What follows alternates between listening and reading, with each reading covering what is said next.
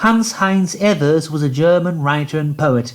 He was born in 1871 in Düsseldorf, the son of August Heinrich Ewers, court painter to Grand Duke Friedrich Franz II of Mecklenburg-Schwerin and Maria Werth. He attended the Royal Gymnasium in Düsseldorf before having to transfer to the Royal Gymnasium in Cleve due to bad grades. His first published poem was an obituary tribute to Emperor Friedrich III, who ruled for 99 days in 1888. In 1891 he joined the military in Berlin, but spent his time enjoying the nightlife and was released from service due to poor eyesight after only 44 days. In 1894 he passed his judicial exams, but his work as a judicial trainee was so poor due to his constant nightly excursions on the town, so he was let go and turned to literature. He published his first text in Der Eigene, the first German magazine in defense of homosexuality. Around 1901 he started to read his various satirical texts in cabarets in Berlin.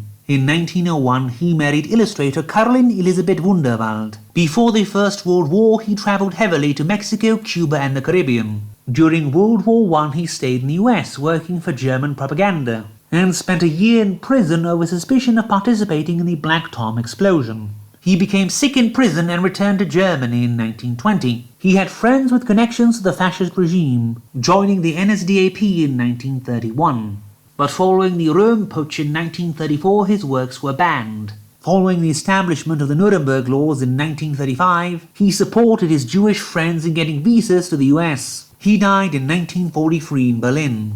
We will review his 1914 The Possessed Strange Stories. The last will of Stanislava de Asp concerns Count Vincent de Haut-Onival marrying a Parisian dancer who takes his money and laughs at him, until he takes her in when she has consumption and helps her get better. She makes outrageous demands and he agrees to all of them. But then when he refuses to allow her to leave him for her lover and to give her money to do it, she preserves her body before death and punishes him by making him swear to cut her body into pieces 3 years after death to fit into an urn in the family crypt. Blue Indians concerns a German investigator finding a tribe of blue-skinned natives in South America who all remember things from the lives of their ancestors, and uses peyote to make a girl remember and assume the identity of her ancestor, that of a brutal, murdering, adulterous bishop in the following of Hernan Cortes, and she as him makes her father bite his own tongue off. The spider is Evers's most famous story, concerning a woman forcing people who stay in a particular room in a hotel to hang themselves on a hook on the wall. The only problem is the middle portion detailing how her latest victim was convinced to play with her.